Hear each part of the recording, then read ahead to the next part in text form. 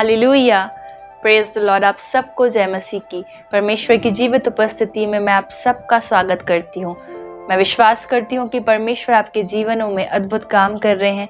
परमेश्वर आपसे वचनों के माध्यम से बात कर रहे हैं। प्रियो, आज भी मैं कुछ अद्भुत लेकर आपके सम्मुख आई हूँ और मैं विश्वास करती हूँ कि परमेश्वर आप सब से बात करेंगे। प्रियो, जब हम निर्गमन उसका पहला अध्याय और उसकी 15 और 16वीं आयत पढ़ते हैं तो वहाँ इस प्रकार लिखा है, शिप्रा और पुआ नामक 2 इब्री भाइयों को मिस्र के राजा ने आज्ञा दी, जब तुम इब्री स्त्रियों को बच्चा उत्पन्न होने के समय प्रसव के पत्थरों पर बैठी देखो, तब यदि बेटा हो तो उसे मार डालना और बेटी हो तो जीवित रहने देना। हालेलुया। प्रियो, जब हम इस वचनों को पढ़ते हैं तब हम जानते हैं कि मिस्र के राजा ने एक आज्ञा को दिया। 2 इब्री भाइयों को उसने कहा कि जब भी इस्राएलियों की कोई भी संतान उत्पन्न हो, जब वो पुत्र हो, अगर वो पुत्र हो तो तुम उसे मार डालना, लेकिन अगर बेटी हो तो उसे जिंदा छोड़ देना। पर आपको मालूम एक अद्भुत बात, जब हम 17वीं आयत पढ़ते हैं वहाँ लिखा है कि परंतु वे धाइयाँ परमेश्वर का भय मानती थी, इसलिए मिस्र की राजा की आज्ञा ना मानकर लड़कों को भी जीवित छोड़ देती थी। हालेलुया। प्रियो, जब आप परमेश्वर का भय मानते हैं तब आप वो करते हैं जो परमेश्वर आपसे करने के लिए कहते हैं। तब आपके अंदर इतना हियाव आ जाता है कि आप वो कर सकें जो सही है। इन स्त्रियों ने, इन इब्री भाइयों ने वो किया जो सही था, क्योंकि ये परमेश्वर का भय मानती थी। लिखा है कि ये परमेश्वर, इसलिए कि ये परमेश्वर का भय मानती थी, ये लड़कों को भी जीवित छोड़ देती थी। तो परमेश्वर के साथ जब हम चलते, जब हम उसके भय में अपने जीवन को व्यतीत करते हैं तो हमारे अंदर एक हिम्मत आ जाती है सही काम को करने के लिए, और हम उन सारी बातों को पीछे छोड़ देते हैं, पीछे रखते हैं जो लोग हमें कह रहे होते हैं। अगर वो चीज़ें गलत होती है तो हम फिर उन्हें नहीं मानते। हम ऐसा जीवन जीने लगते हैं जो परमेश्वर को प्रसन्न आए, और जब ऐसा जीवन हम जीते हैं तब परमेश्वर अद्भुत कामों को हमारे जीवन में करता है। Hallelujah, hallelujah. जब हम आगे पढ़ते हैं तो लिखा हुआ है कि इसलिए, जब हम इसकी 20th वर्स पढ़ते हैं वहाँ लिखा है, इसलिए परमेश्वर ने धाइयों के साथ भलाई की। Hallelujah, hallelujah. क्या लिखा है? क्योंकि ये स्त्रियों ने वो किया जो परमेश्वर की दृष्टि में ठीक था। इन्होंने उन स्त्रियों के साथ, उन इजरायली स्त्रियों के साथ भलाई की। इन्होंने उनके पुत्रों को मारा नहीं, है ना। क्या लिखा है कि इन्होंने परमेश्वर का भय मानती थी, इसलिए पुत्रों को भी जीवित छोड़ देती थी, बेटों को भी जीवित छोड़ देती थी, और इस कारण से परमेश्वर ने इनको ब्लेस किया। लिखा है कि इसलिए परमेश्वर ने धाइयों के साथ भलाई की और वे लोग बढ़कर बहुत सामर्थी हो गए, इसलिए कि धाइयाँ परमेश्वर का भय मानती थी, उसने उनके घर बसाए। हालेलुया।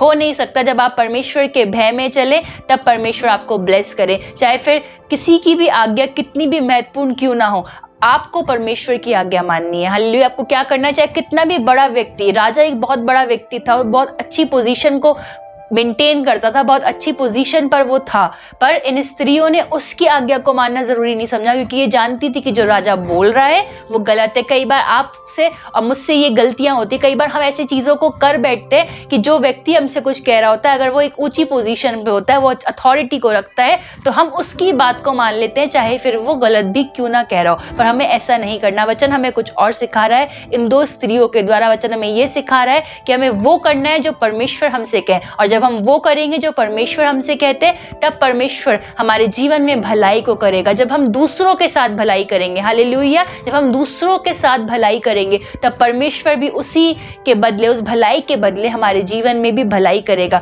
कई बार हम सोचते रहते हैं परमेश्वर हमारे जीवन में भलाई क्यों नहीं हो रही। कई बार हम बहुत सी प्रार्थनाएं प्रभु से करते हैं, प्रभु हमारी प्रार्थनाओं का उत्तर हमें क्यों नहीं मिल रहा है। आपको मालूम क्यों नहीं मिल रहा होता? क्योंकि हम प्रार्थनाएं तो कई बार बहुत बड़ी बड़ी कर रहे होते हैं, पर हमारे जो काम होते हैं वो भले नहीं होते। परमेश्वर के वचन में ऐसा लिखा हुआ है कि तुम्हारे भले कामों के द्वारा तुम्हारे परमेश्वर की जो स्वर्ग में है महिमा होती है। तो हमें ऐसे कामों को करना है जिससे परमेश्वर के नाम को महिमा मिले, जिससे परमेश्वर के लोगों का भला हो। कई बार हम सोचते हैं हम ऐसे लोगों की भलाई करेंगे, सिर्फ उनका भला करेंगे जो हमारे लिए भी बदले में भला कर सकते हो, पर हमें ऐसा नहीं करना है। हमें सबका भला करना है।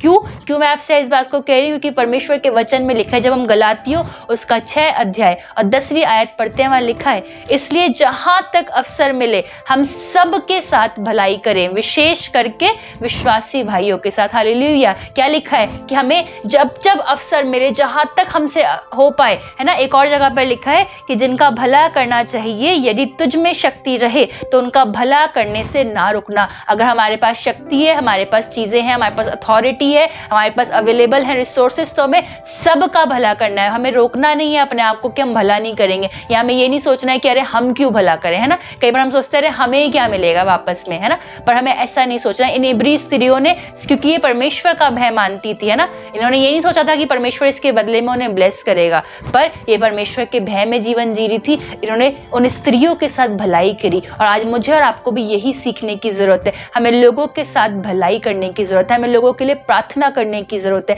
अगर कोई हमारे घर पर आए तो हमें उसकी सहायता करने की जरूरत है। हालेलुया। अगर कोई आप देखें कि कोई डिप्रेशन के फेज से गुजर रहे हैं, तो आपको उसके लिए प्रार्थना करने की जरूरत है, आपको उसके लिए काउंसलिंग करने की जरूरत है, ये आप उसके साथ भलाई करेंगे, है ना। कई बार हमें लगता है कि अरे हम क्यों पड़े चक्करों में, है ना। अगर दो फैमिलीज लड़ रही होती हैं आपस में, दो लोग आपस में लड़ रहे होते हैं, तो हम सोचते हैं अरे लड़ने दो, हमारा क्या जाता है ना। लेकिन मैं आपसे कहना चाहती हूँ, अगर आप ऐसी पोजीशन को उस परिवार में रखते हैं कि आप अगर कुछ बोलेंगे और उनके झगड़े सॉल्व हो सकते हैं, तो आप जरूर से जाएं, है ना, एक स्टेप लें। भलाई करने के लिए आपको स्टेप लेना पड़ता है, आपकी एनर्जी यूज होती है ना, तो आपको एनर्जी लानी है, आपको जाना है, आपको उनकी सहायता करनी है, उन सारे उनके जो कॉन्फ्लिक्ट्स चल रहे हैं उनको आपको ठीक करवाना है। अगर कोई आपके डोर पर आपसे कुछ मांगने आ रहा है, तो आपको उसको लताड़ना नहीं है, आपको उसको भगाना नहीं है ना, आपको उनकी सहायता करनी है, आपको उनके साथ भला करना है। जब आप ऐसा करना शुरू करेंगे, तब प्रभु आपको ब्लेस करना शुरू करेंगे। जब आप लोगों के साथ भलाई करना आरंभ करेंगे, तब प्रभु आपके साथ भलाई करना आरंभ करेंगे। हालेलुया। तो प्रियो, परमेश्वर के साथ बने रहें, लोगों के साथ भलाई करें, परमेश्वर के भय में अपने जीवन को व्यतीत करें, क्योंकि जब आप ऐसा करेंगे तब परमेश्वर आपके साथ भी भलाई करेंगे, जैसा परमेश्वर ने इन दोनों स्त्रियों के साथ किया। परमेश्वर के वचन में लिखा है, क्योंकि इन्होंने भलाई की थी, परमेश्वर ने इनके साथ भलाई की, प्रभु ने इनके घरों को बसाया, और परमेश्वर ने राजा से भी इन दोनों को बचा कर रखा, इन्हें प्रोटेक्ट भी किया। तो जब आप उसके भय में चलेंगे, तब प्रभु आपको ब्लेस करेंगे, प्रभु आपको प्रोटेक्ट करेंगे। फिर शैतान चाहे कितनी भी योजनाएं आपके खिलाफ क्यों ना बनाए, प्रभु आपको अपनी सुरक्षा में रखेंगे, प्रभु आपको बचाएंगे, प्रभु आपको ब्लेसिंग से भर देंगे।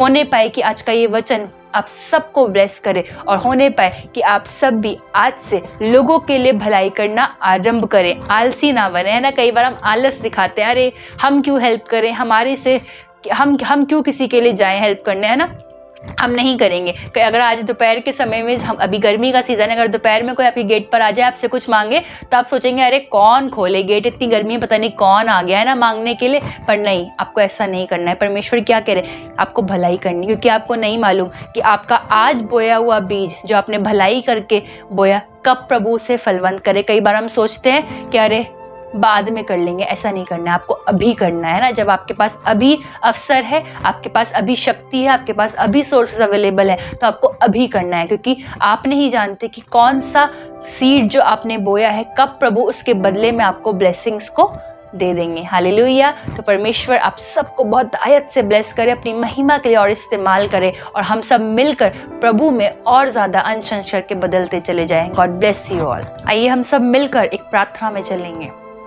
धन्यवाद करते हैं प्यारे पिता परमेश्वर, प्रभु आपकी असीम बरकतों के लिए, प्रभु आपके अनुग्रह, आपकी दया के लिए। पिता सचमुच परमेश्वर आप महान हैं, प्रभु आप पवित्र हैं, पिता आप जैसा कोई नहीं। प्रभु आपके प्रेम के लिए हम आपका धन्यवाद करते हैं। धन्यवाद करते हैं परमेश्वर कि अपने लोगों से इन वचनों के माध्यम से बात कर रहे हैं। प्रभु इस वक्त में हर एक जन को, प्रभु जिसने इस वचन को सुना है, आपके हाथों में सौंपती हूँ। चाहती हूँ परमेश्वर आप हर एक को ब्लेस करें। पवित्र आत्मा जी आपको इन्वाइट करती पिता कि आप इन सब के जीवनों में अपने कामों को करें। प्रभु आप इनसे निरंतर बात करें पिता, ताकि परमेश्वर ये आपके भय में अपने जीवन को बिताएं प्रभु। और जब ये भय में आपके जीवन को बिताएंगे परमेश्वर, इनके जीवन से आपके काम प्रकट होने पाएंगे प्रभु, ये भले कामों को करने पाएंगे प्रभु। हर एक जन को आपके हाथों में सौंपती हूँ, प्रार्थना करती हूँ परमेश्वर ऐसे लोगों के लिए अगर कोई बीमारी से इस वक्त में जूझ रहा है परमेश्वर, तो आप उन सबको इसी वक्त छुएं प्रभु, आप हील करें परमेश्वर, ब्लेस करें पिता। अगर किसी के घर में कोई फाइनेंशियल क्राइसिस है लॉर्ड, तो आप इसी समय मैं सारे फाइनेंशियल कर्सेस को ब्रेक करती हूँ प्रभु और आपके हाथों में सौंपती हूँ परमेश्वर। आपके जनों को पिता, आप उन सबको ब्लेस करें प्रभु, ये इनके घराने परमेश्वर ब्लेस होने पाए प्रभु, हर एक जन प्रभु उद्धार को प्राप्त करने पाए पिता, और आपके साथ परमेश्वर एक अद्भुत जीवन को व्यतीत करने पाए प्रभु। सारी बातों को आपके हाथों में सौंपती और इस प्रार्थना को प्रभु यीशु मसीह के नाम से मांगती हूँ, आमेन।